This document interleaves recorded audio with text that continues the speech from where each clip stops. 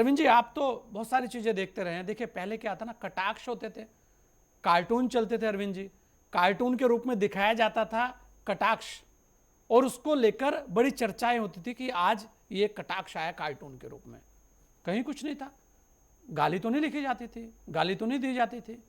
और आज भी अगर आप देखें, मुझे नहीं लगता कि अगर कहीं ऐसी स्थितियां हो जहां पर राहुल जी हों या मोदी जी हों या अखिलेश जी हों, वो नमस्कार ना करें, एक दूसरे को अभिवादन ना करें, कोई भी पक्ष विपक्ष कहीं पे भी, किसी भी जगह, कहीं पे भी चले जाइए। तो ये जो परंपरा रही है, जो सभ्यता रही है, जो संस्कृति रही है, आखिर सोशल मीडिया को हथियार बनाकर कुछ लोग जो इसके ऊपर पूरा का पूरा आघात कर रहे हैं। मैं देख रहा था बीते दिनों बहुत सारी चीजें ऐसी हो गई कि राम मंदिर का मुद्दा आता है तो सोशल मीडिया भर जाती है, ऐसा लग जाता है कि पूरा हिंदू धर्म जो है वो पूरा का पूरा चोर है, जितने भी हमारे मठ मंदिर हैं वो सब चोर हैं।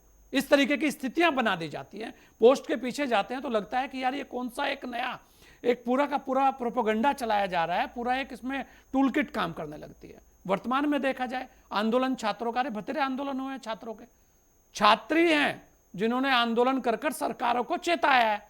ये पहली बार कोई हुआ है, हर बार हुआ है।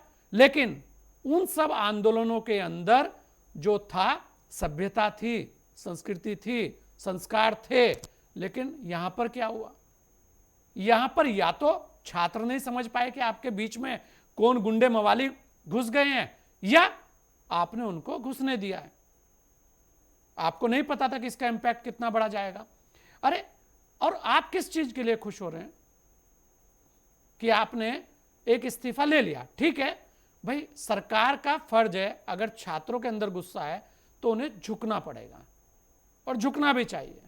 अभिभावक को आप, भाई गलती हो गई है, कुछ भी हो गया है, छात्रों को लग रहा है, तो वो आपके बच्चे हैं, उनकी बात को मानना चाहिए, माना भी गया। लेकिन अरविंद जी, यहां पर बात यह है कि आखिर सोशल मीडिया का जो ये पूरा का पूरा एक गैंग चलता है, जो व्यक्तिगत और निजता को लेकर खुलेआम काम करता है, और फिर कहता है कि भाई ये सब तो हो गया, अब इस पर कोई कार्रवाई भी नहीं होनी चाहिए। देखिए, हमने गाली दे दी, हमने सब कुछ कर दिया, हमने देश बदनाम कर दिया, हमने हर चीज कर दी, लेकिन कार्रवाई नहीं होनी चाहिए, कुछ नहीं करना चाहिए। मैं कह रहा हूं कि गलतियां हुई है, उसकी बात होनी चाहिए।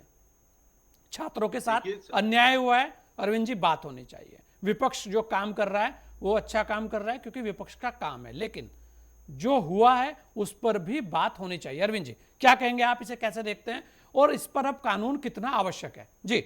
मैं जवाब देता हूँ। संजय जी, आप किस सभ्यता, किस संस्कार और किस संस्कृति की बात कर रहे हैं?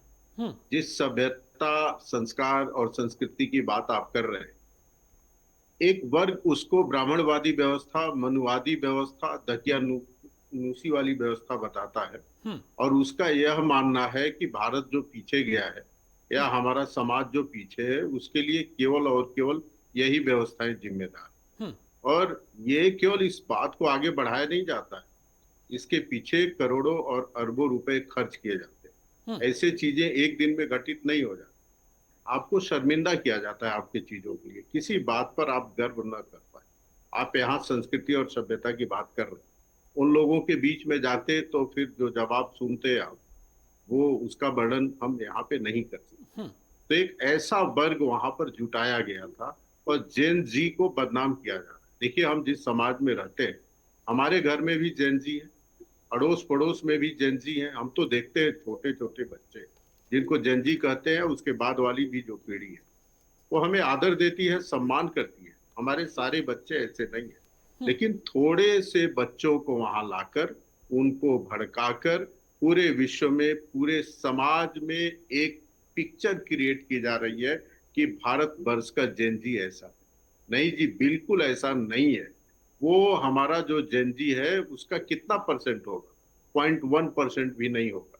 लेकिन एक एक भारत की छवि बनाई जा रही है कि हम्म। आज की युवा पीढ़ी ऐसी है, आज की युवा पीढ़ी इस तरह की बात करती है। आपकी एक ब्रांडिंग की जा रही है। और दुर्भाग्य से देखिए संजय जी, विरोध होगा अपने जगह पे, राजनीति होगी अपने जगह पे, लेकिन शांत कोई भी विपक्ष का बड़ा नेता, आप सरकार की आलोचना करिए, हम्म। सरकार से मांग रखिए, आप सरकार बदलवाने की कोशिश करिए, लेकिन भारतवर्ष के प्रधानमंत्री की माँ बहन की जिस तरह से गाली दी जा रही है, क्या नेता प्रतिपक्ष को खड़ा होकर नहीं कहना चाहिए कि ये बात अस्वीकार्य नहीं? और आप एक लाइन बोल नहीं पाते हैं और कहते हैं कि जो भी हुआ बहुत अच्छा हुआ, छात्रों ने झुका दिया, तो इसका मतलब उस गाली गलौज को, वो जो गंदगी वहां पर हुई है, आप उसके साथ भी खड़े हैं और पूरे भारत वर्ष के लोग इसको देख रहे हैं। इस तरह की मानसिकता से कि किसी भी कीमत पर आपको सत्ता चाहिए, किसी भी कीमत पर आप आलोचना करना चाहते हैं सरकार की, इसमें आप कभी सफल नहीं हो सकते।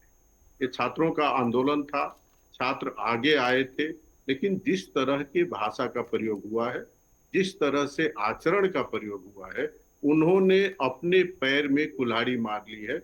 और जब लंबा आंदोलन चलना होता है तो उसमें बहुत संस्कार की जरूरत होती है, उसमें बहुत धैर्य की जरूरत होती है, उसमें बहुत मर्यादा की जरूरत होती है। आपने देखा होगा सोनम वांगचुक को उन्होंने हर समय कोशिश की कि उनके मुंह से कोई ऐसा शब्द न निकले जो अमर्यादित हो। उनके बातों से हम सहमत हो सकते हैं या असहमत हो असहमत सकते हो हैं, सकते बिल्कुल। हैं, ये लेकिन अलग हाँ, बात। बड़े बड़े लेकिन बड़े धैर्य के साथ उनके सोनम वांगचुक उनके वहां पर रहे। हाँ, 25-26 दिन तक भूखे रहने के बाद भी उनका बॉडी लैंग्वेज देखिए, उनकी भाषा देखिए, उनकी भाषा में कोई गड़बड़ी नहीं।